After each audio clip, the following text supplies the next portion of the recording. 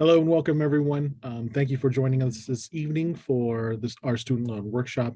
We're going to get started very shortly here. I'd like to give everyone another minute to jump on. I know it's kind of a late evening. Some people are joining us after work. Others are, still prepping dinner. So one more minute and we will get started. Thank you for your patience.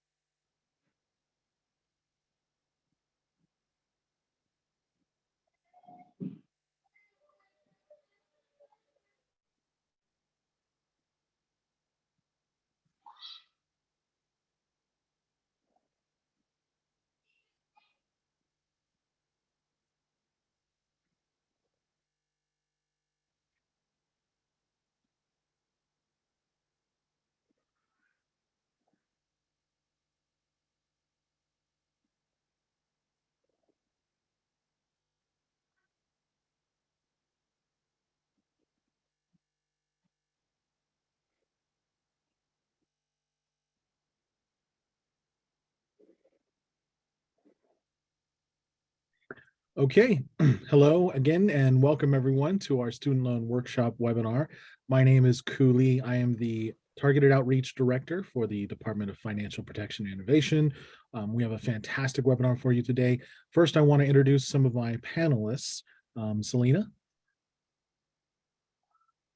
Thank you, Ku. Good evening, everyone, for joining us. My name is Selena Damian, and I am the Student Loan Servicing Ombudsperson at DFPI, or Department of Financial Protection and Innovation. Thank you for being here today.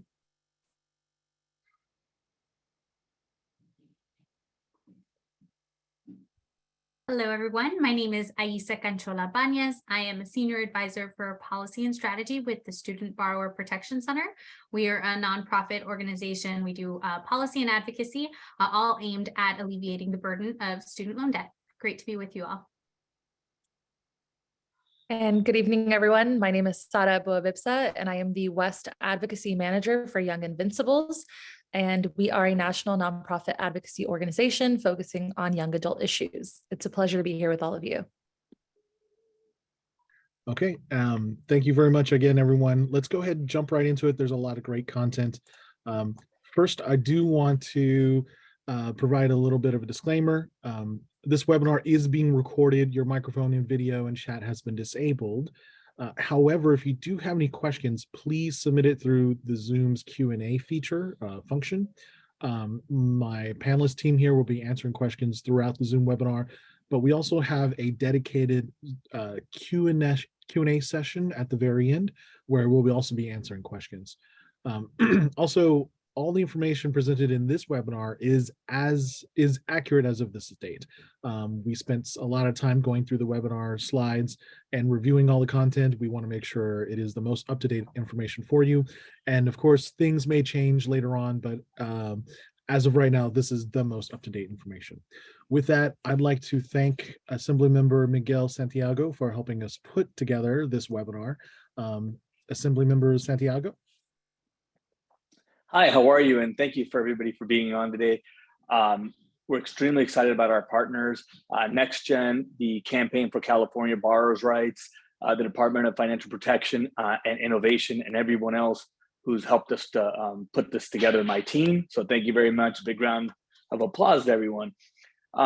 We really wanted to start off because we know this is a big issue. And oftentimes, young people are burdened for decades afterwards because of the high cost of education.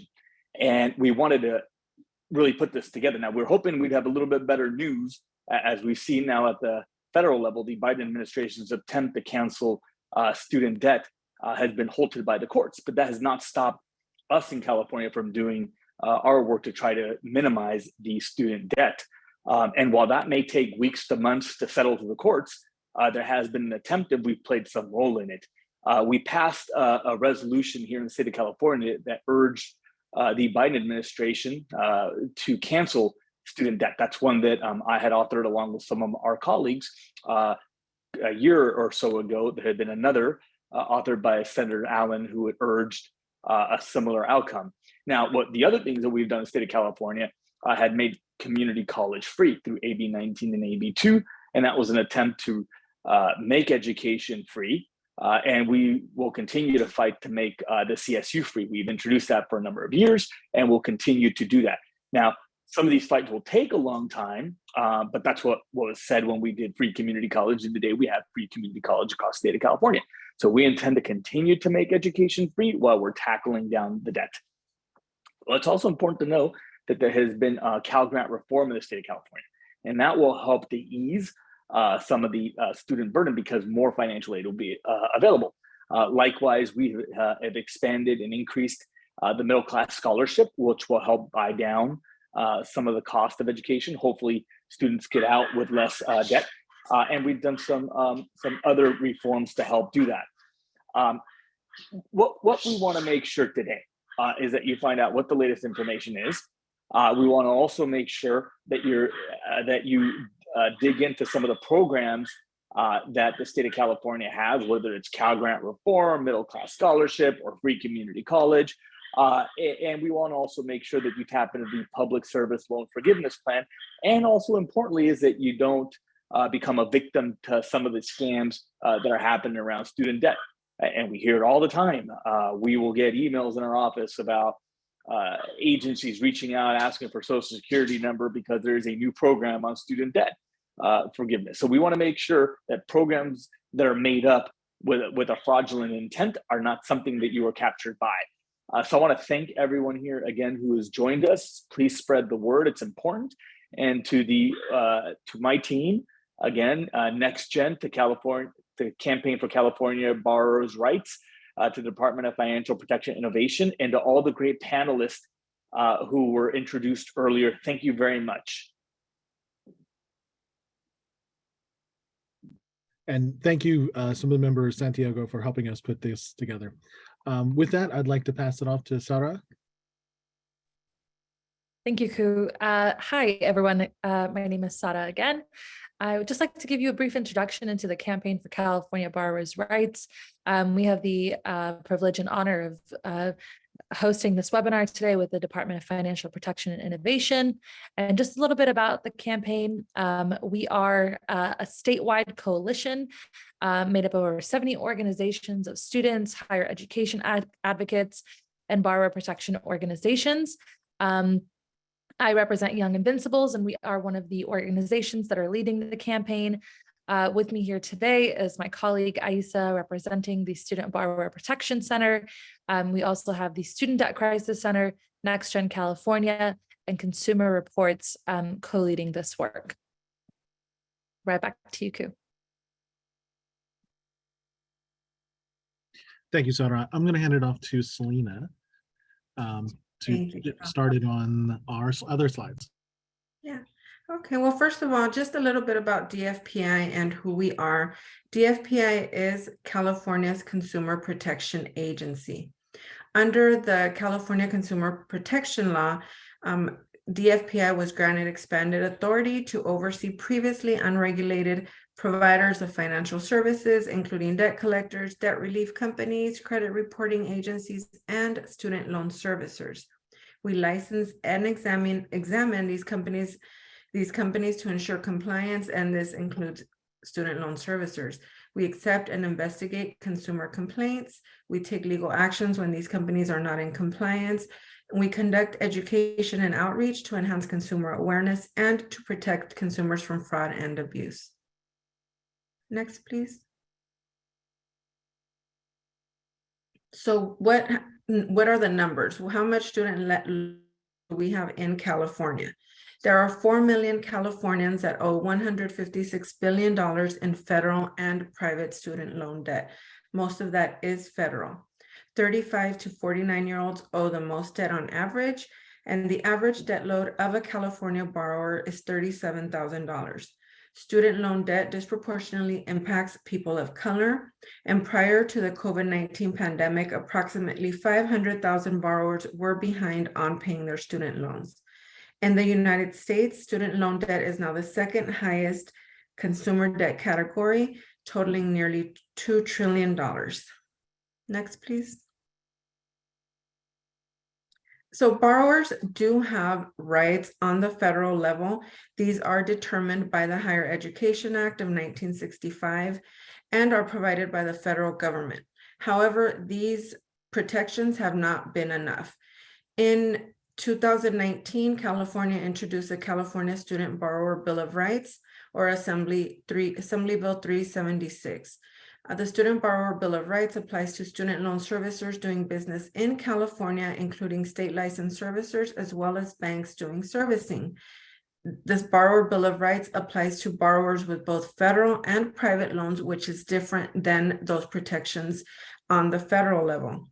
Prior to the Bill of Rights, there was a lack of oversight of the administration of federal student loan programs. Borrowers were faced with navigating an unregulated, complex system plagued with predatory practices and for-profit schools. Servicers were found to routinely lose paperwork, misapply payments, be unresponsive, and provide inaccurate information. And these unfair and deceptive practices caused borrowers to slide towards default. California is only one of 13 states that has established advanced legislation such as this one to strengthen oversight and to protect borrowers. And what it does is it prohibits servicers from engaging in these abusive, unfair, or deceptive practices. It requires that servicers work in the best interest of borrowers and provide accurate information. It establishes special protections for military borrowers, borrowers working in public service, older borrowers, and borrowers with disabilities. It also established my position, the ombudsperson position in California. As the ombudsperson, I work directly with borrowers to help them understand their rights and options, to answer questions. I work with advocacy organizations, state and federal organizations, to better serve borrowers and to help DFPI understand how to create and serve borrowers as well, create the student loan program. Now I will pass it over to Aisa for our first updates. Great. Thank you so much, Selena. And thank you so much for going over, the overview of all the great work that's happened right here in our own backyards in California. So I am happy to provide kind of some updates at the federal level. So we'll start, since the height of the pandemic, there has been several updates on with regards to federal student loans. And one of kind of the longest reform and protection that has been put together for federal student loan borrowers started when Congress passed the CARES Act.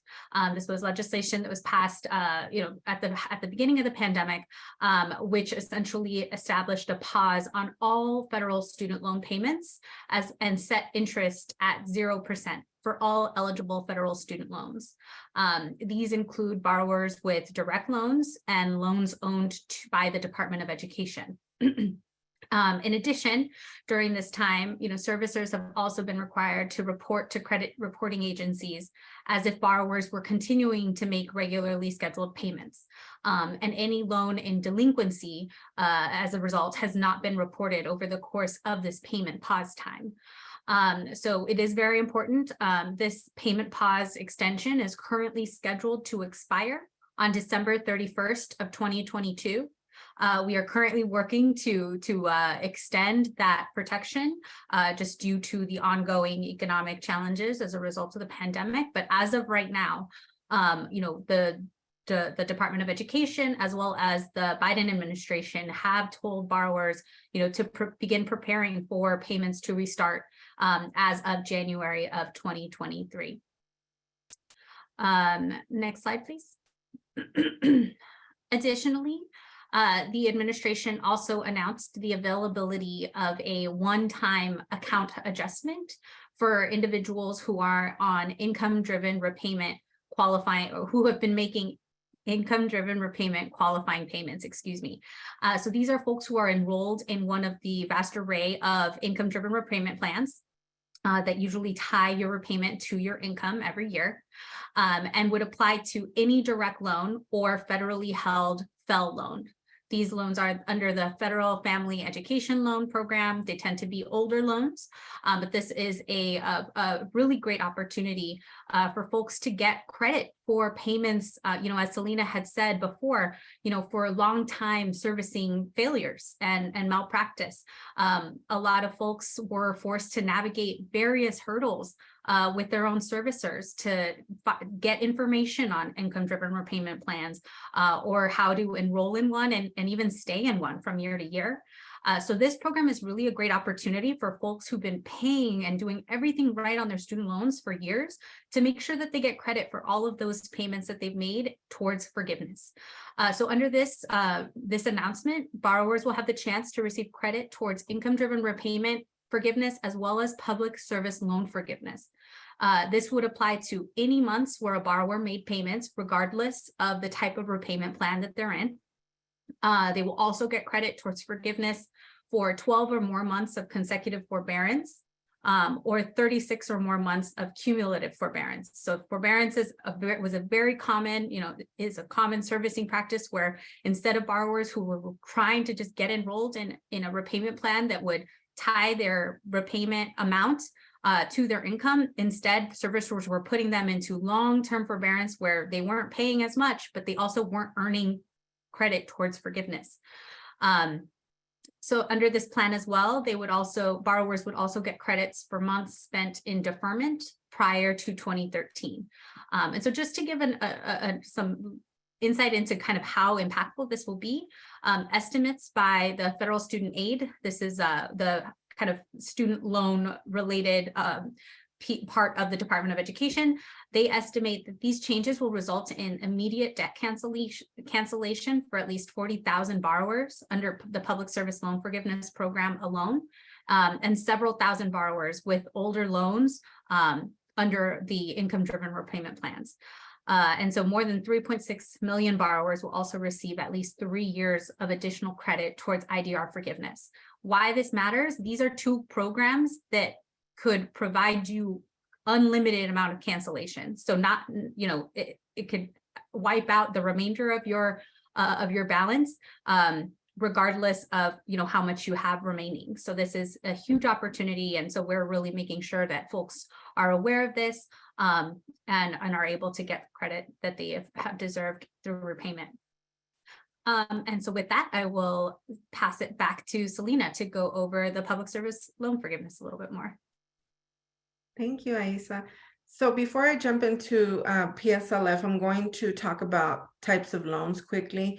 You will be hearing me talk about direct loans and federal loans, and these programs that we are talking to do apply to borrowers with federal loans. So it's very important that borrowers, regardless of the forgiveness program that they're applying for or the cancellation program that they're interested in, that they understand what type of loans they have.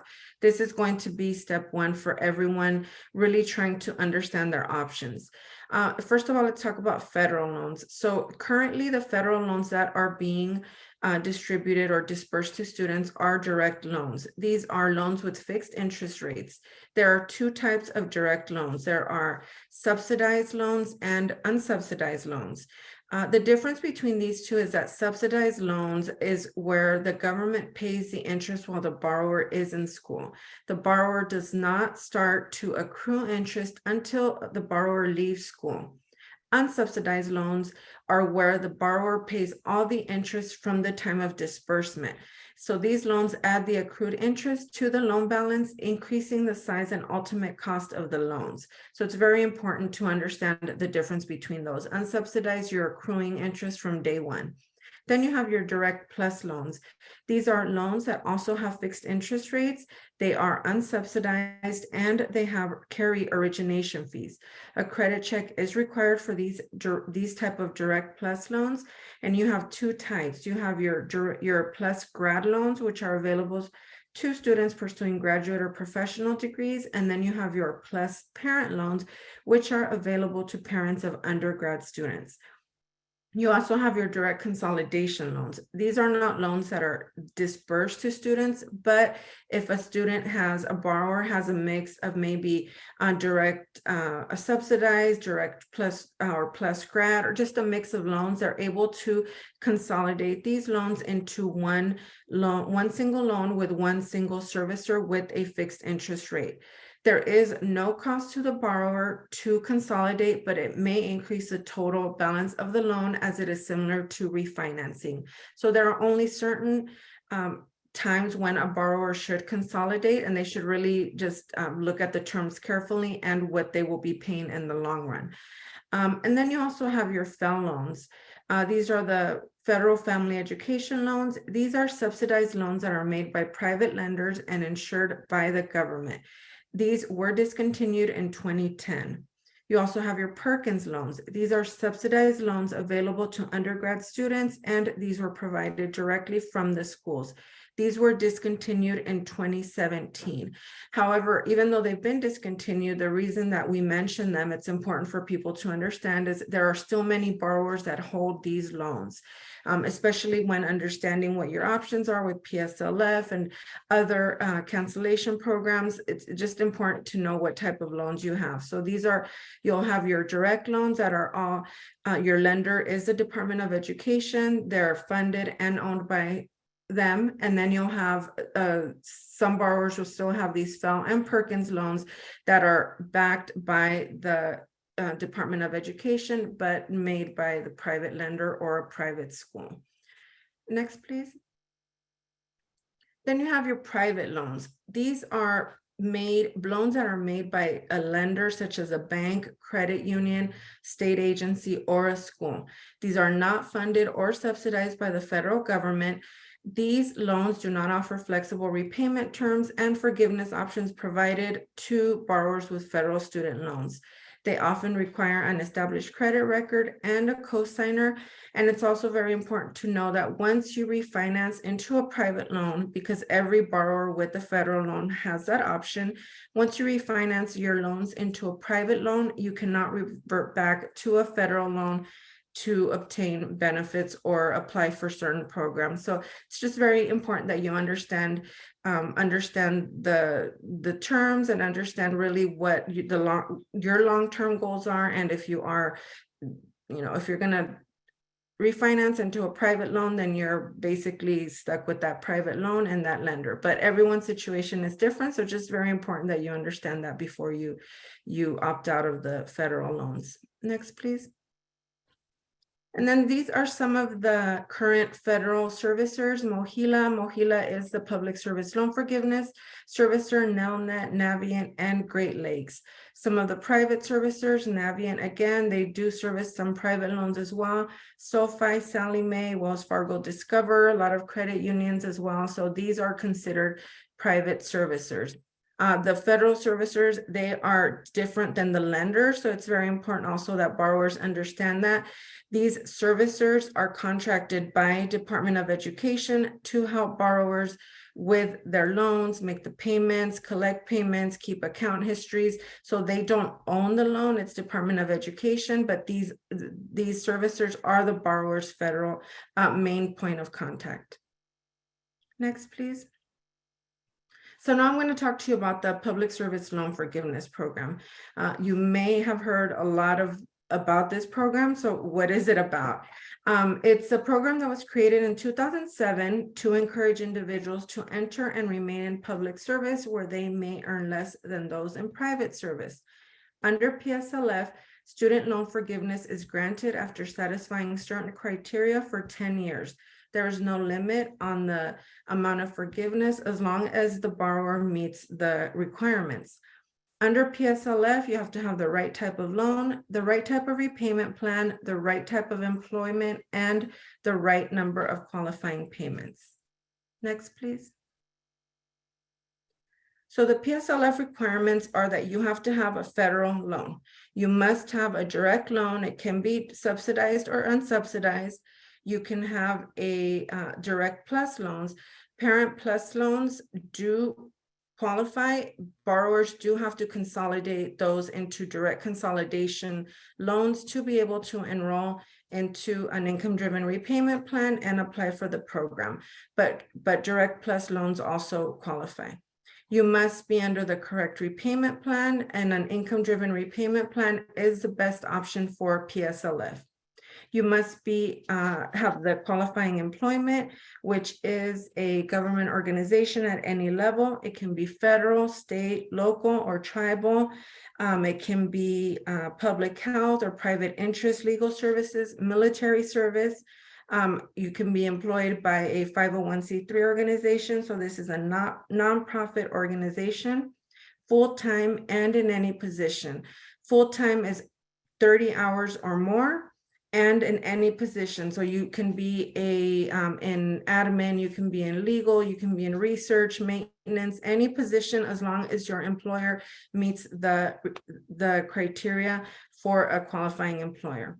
And then you have to have qualifying payments. So there has to be 120 payments made while working for this qualified employer. These payments do not have to be consecutive. You may prepay or make lump sum payments for up to 12 months, or when your next income-driven payment is due, and then you have to qualify your employment. So you do have to you can apply beforehand prior to meeting the 120 months.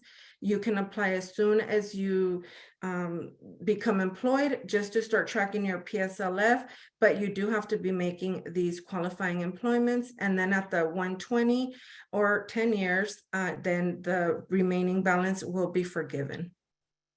Next, please. This is the PSLF application. FSA, or Department of Education, on their student aid website does have a PSLF help tool where a borrower can generate this application, and they can download it, print it, and obtain the signature. If a borrower has different employers, they will have to submit more than one ECF for each employer. The form does need to be signed by an authorized official, so someone in HR, personnel, even management, as long as they have access to your records. As of right now, borrowers still require a wet signature or a drawn signature for the form. Next, please. And then many of you may have also heard about the PSLF waiver. It was a waiver that was put in place last year, and it ended on October 31st, 2022. For any of you that may have applied under the waiver, or consolidated or tried to benefit from the waiver, just know that MOHILA, the Student Loan PSLF Servicer, and Department of Education are still processing these applications and consolidations.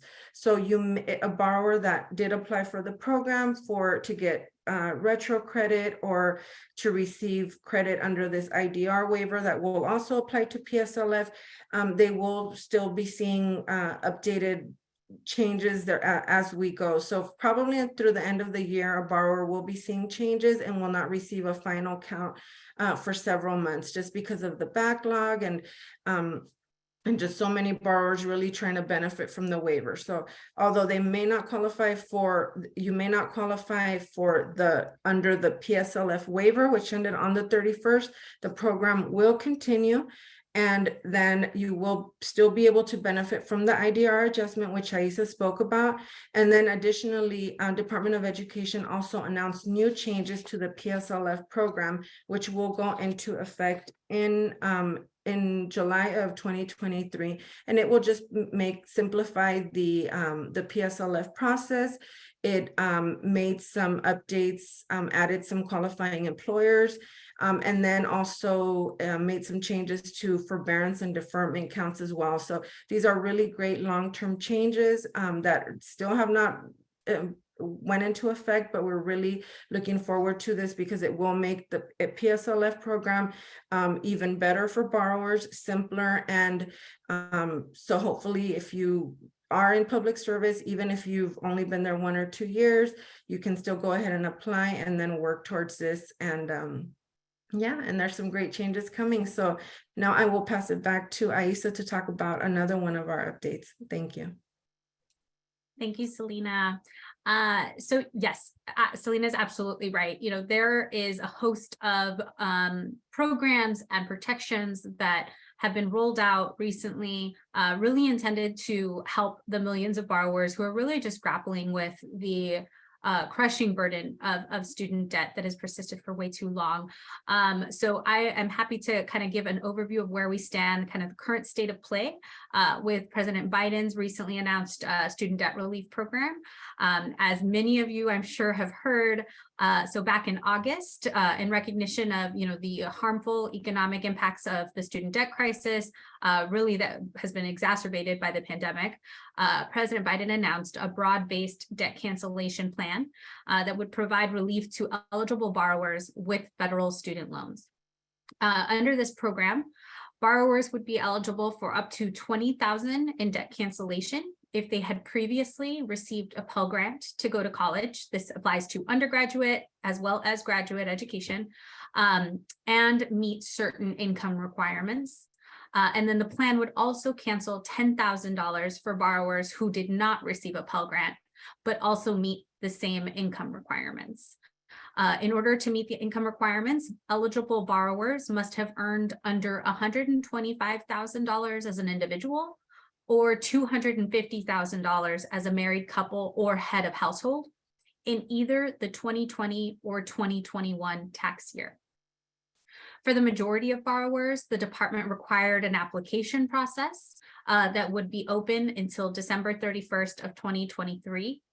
And then for many borrowers who had already shared income information with the Department of Education, this would be through enrollment in an income-driven repayment plan, or had recently filled out a FAFSA.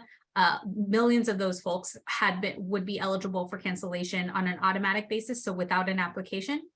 And so, if there are folks who are interested in looking more into what this plan entails and the various requirements for consideration, strongly suggest going to studentaid.gov/debt relief announcement to dig in further.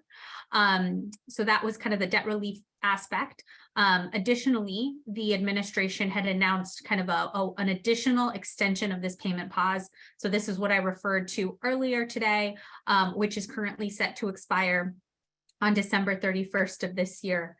And as of right now, we're still, really pushing to make sure that that is extended. But as of right now, borrowers have been told that, to expect payments to resume in early next year.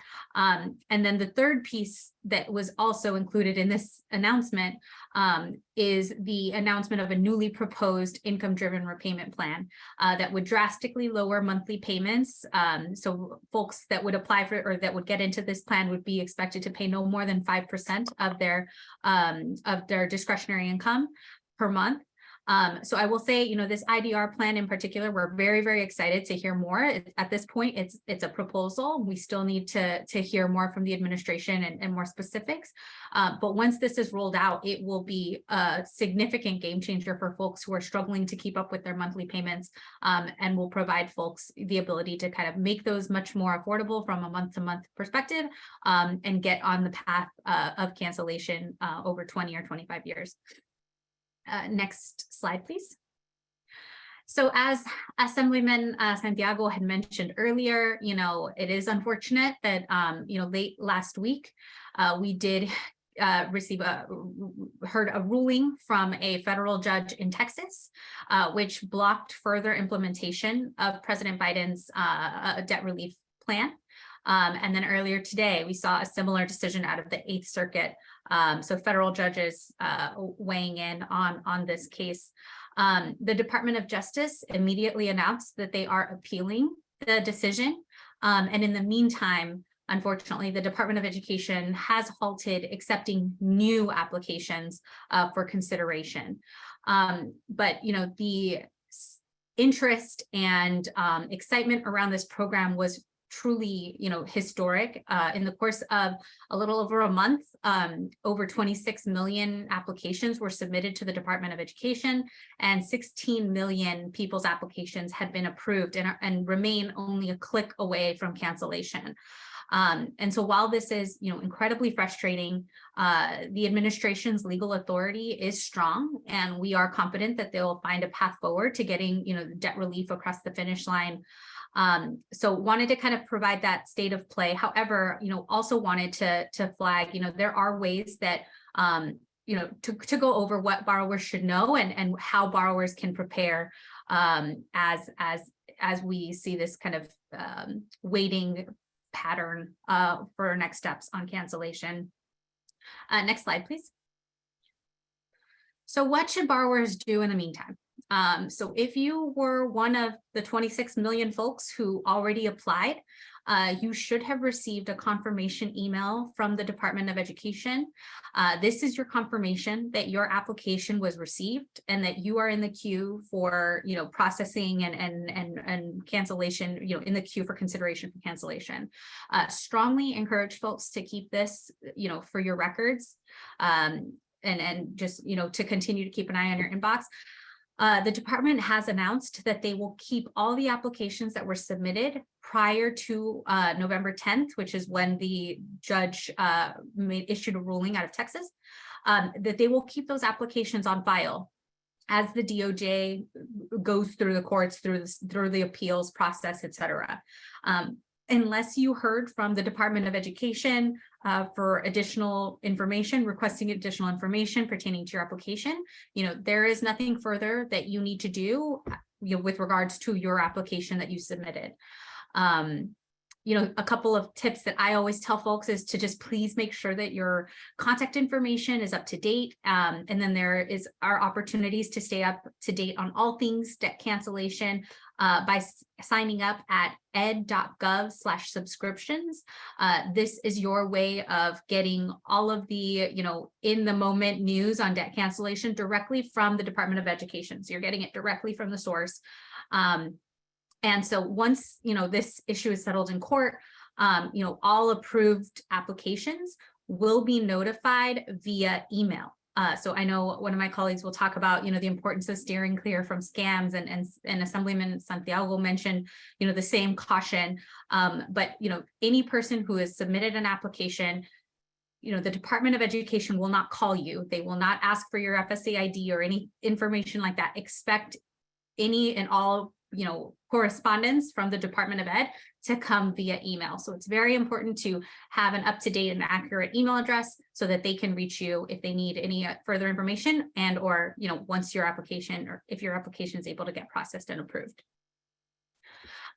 If you have not had a chance to apply, only about half of the 40 million eligible borrowers for this debt relief plan were able to apply before this ruling came down. So, if you did not get a chance to apply, we are encouraging folks to, get prepared for, if and when the application returns. There are ways that you can, make sure to set yourself up for success. Confirm your income eligibility. Go back and make sure that you qualify under the 125,000 as an individual, the 250,000 as a married couple or head of household in either the 2020 or 2021 tax years. You can confirm your PAL status, which will determine whether you would get the 10,000 or the 20,000 in forgiveness. And you can do this very easily by going to student8.gov and logging in and looking at your dashboard, which will tell you whether you received Pell Grants as a college student. And then you can also confirm that you have eligible loans. So these are kind of all of the things that you can kind of do your due diligence on in the meantime and make sure you're good to go should the application get, turned back on.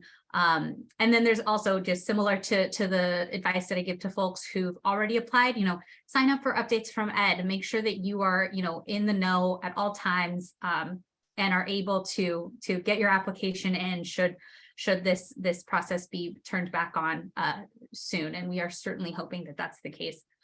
Next slide, please. Okay, so as I referenced, so this federal relief program applies to only federal student loans.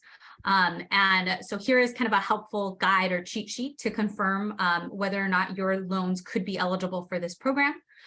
So as I had mentioned, it only applies to federal student loans and will only apply to loans managed and held by the federal government. So these include all federal direct loans. So I know Selena had kind of gone through these at the beginning of the webinar, but these are subsidized as well as unsubsidized federal loans. This also includes Parent Plus loans. These are loans taken out by parents to support their children to attend college.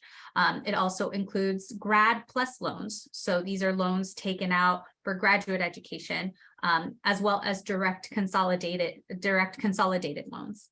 The program would also cover any defaulted loans that folks have.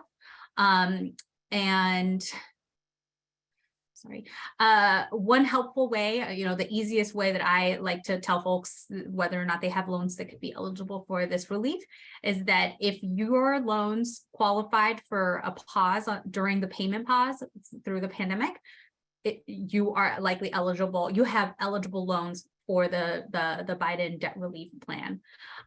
So, as of right now, it's very important to kind of just double sure that you would qualify. And in the meantime, just get your information ready to go. So once that application gets back online, you are best equipped to make sure that you can get in the queue. And then a note on consolidated loans. So if you did, if you have consolidated loans that include any FEL or Perkins loans not held by Ed, those loans are not eligible unless you consolidated prior to September 29th.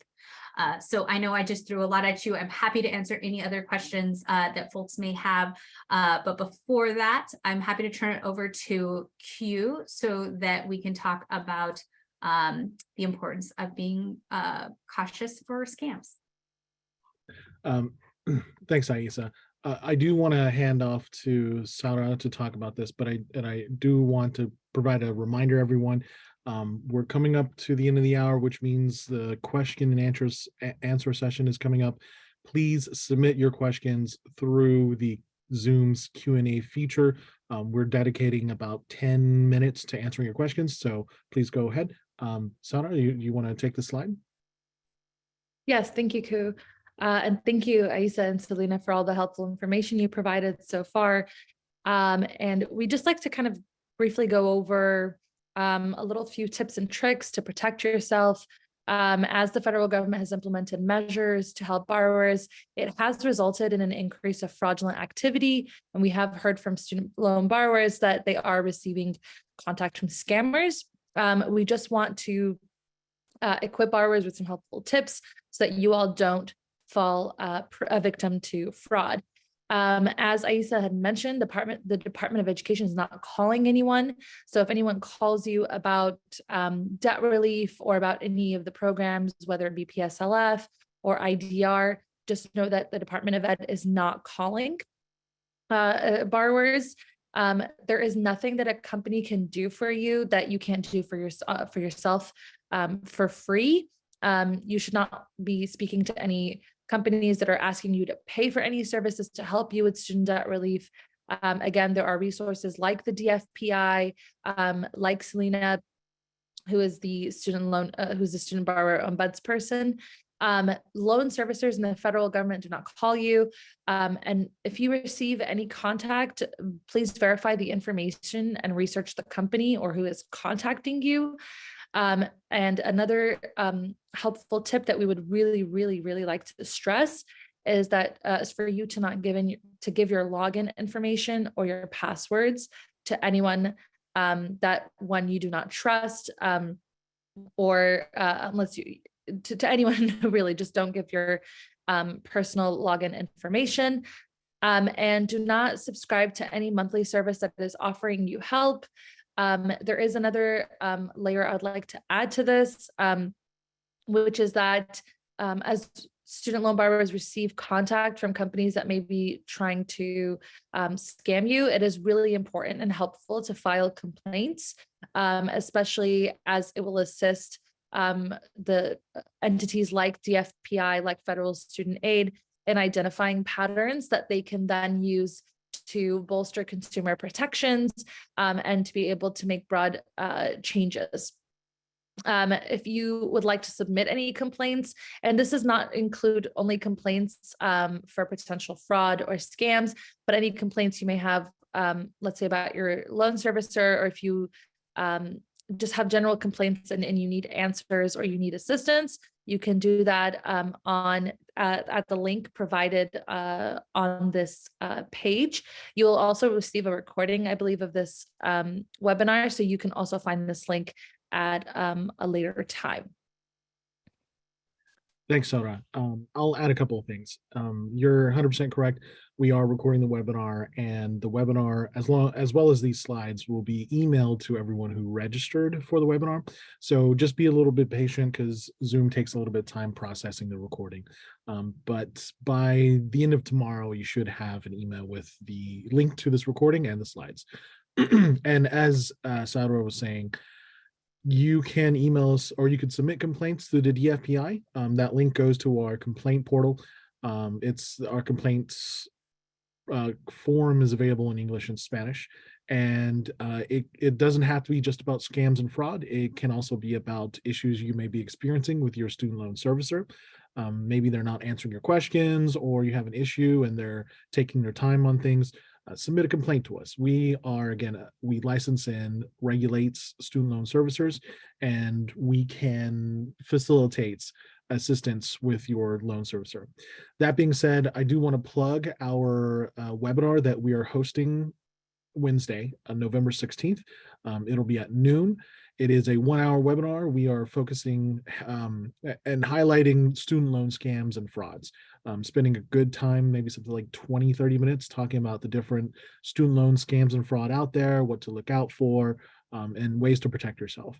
So there's a link to it in these slides.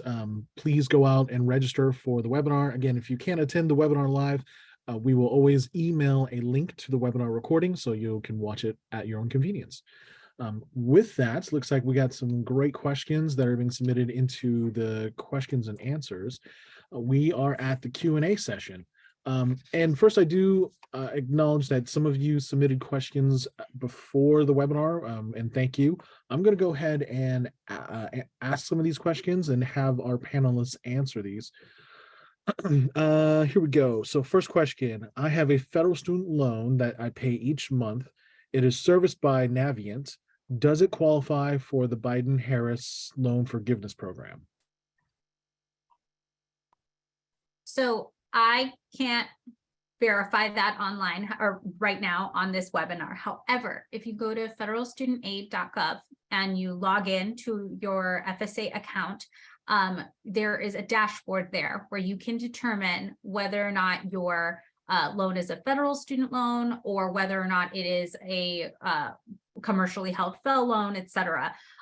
So that is definitely what I would recommend, just checking in to see if and how you will determine that is it will say, you know, either U.S. Department of Education or have other signifiers to specify that it is a federal loan.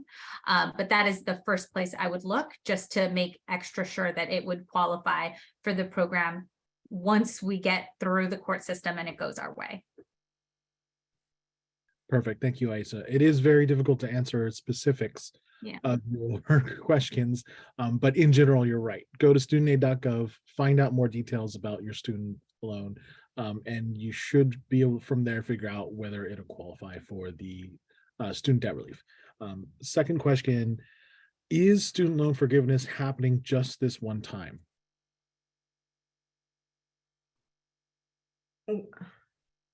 Selena, I can you want go ahead. Prior to it being blocked and during the announcement, it was announced as a one-time debt relief cancellation. So as of right now, well, it hasn't occurred yet, but we do expect it to be just a one-time cancellation if it goes through. Okay, perfect. Thank you, Selena. Yep. So the student debt relief that was happening, the application when it comes back online. It should, the last chance you'll get to apply for it is the end of next year, according to the details. But yeah, it's just a one-time thing, and I don't think it's going to happen again. Okay, so let's talk about we got about 6 questions that have submitted to us. Again, if you do have a question, please submit it to the Zoom's Q&A feature. We will answer it. We'll try to keep out all the specifics, but we'll do our best to answer these. First question: I consolidate about $24,000 of a FEL privately held loan to direct loans before September 29th. But about 11,000 are still serviced by Navient and are not direct. Would consolidating that remaining 11,000 negatively impact forgiveness? Wow, this is a very specific question. Yes, it's a specific question, but it's an important one because it touches on consolidating privately held commercial FEL loans with new direct loans and the implications for the cancellation plan. So on September 30th, the administration had announced that all consolidated loans that include commercially held FEL loans and Perkins loans post 9/29 would not be eligible for cancellation under the Biden debt relief plan. So it sounds like, and based on just the initial information, the consolidated loan that you took out before 9/29 would be eligible, and that the separate loan, if you do consolidate that with more privately held commercial FEL, that could have negative implications. So I would definitely just take a look at that. I would suggest not consolidating new loans if you want to look into cancellation. If you are a public service worker, there could be options potentially for PSLF and things like that, but it is pretty strict in terms of the Biden debt relief plan for consolidated loans after 9/29. Thanks, Aisa. Okay, next one. What if we made a payment a few days before they announced the student loan forgiveness? This is back then, student loan debt relief. Will we still be able to get a refund? Yes. So we are still in the midst of a payment pause. And so if you are making voluntary payments over this payment pause time period, you could be eligible to request refunds. So the Department of Education has some FAQs, and I'm happy to put a quick FAQ on the chat here, but yes, folks are definitely still eligible to request refunds. Please, I think, based on where we are with the cancellation plan, if you do receive these refunds, it does get added back to your balance. So just be mindful of that if you do request those refunds. But yes, that is definitely an option available to you. Great. Thank you, Aisa. That's a good question. I think we get that almost every webinar. So thank you. I'm going to answer this one because it's a very short question. I have not applied yet, so I'm assuming they meant they have not applied to the student loan debt relief application yet. And as we've said through the webinar, the applications are currently closed. They could open up at any time. And Aisa had a whole slide of talking about things that you could do to get yourself ready, specifically when the applications when they come back on. I would definitely say you want to at least subscribe to the DFPI's newsletter. It's dfpi.ca.gov/subscribe. We have a monthly newsletter. We also send out things periodically. It's an email newsletter. We email our subscribers. So if there's any kind of new updates that happen, especially if the student loan debt relief application comes back online, we'll be emailing everyone, hey, it's back online, start applying now. Yes, again, subscribe to the DFPI. It's a very quick and easy way to get yourself notified when new updates happen. Okay, next question. Assuming all goes well and help can be given in providing funding, what happens after funding is received? Are there requirements after surrounding payments? Inquiring because unclear what happens after. Okay, so I'm gonna clean up the question. So assuming that the applications are approved and the forgiveness is given. I think what this person is asking is, what are student loan borrowers to expect once these debt relief has gone through? Yeah, that's a great question. So, assuming that the Biden administration is successful in appealing these suits, your application has been processed, your application has been approved. The Department of Education will notify you via email once your application has been approved, and will notify you of the amount of cancellation you're eligible for. The Department of Education will communicate with your servicer to notify them of the cancellation that you are eligible for, and the servicer will then process the cancellation and update your balance, your balance on your servicer's website. There will not be, checks sent to folks to then go towards the student loans. It's handled from the Department of Education to servicers.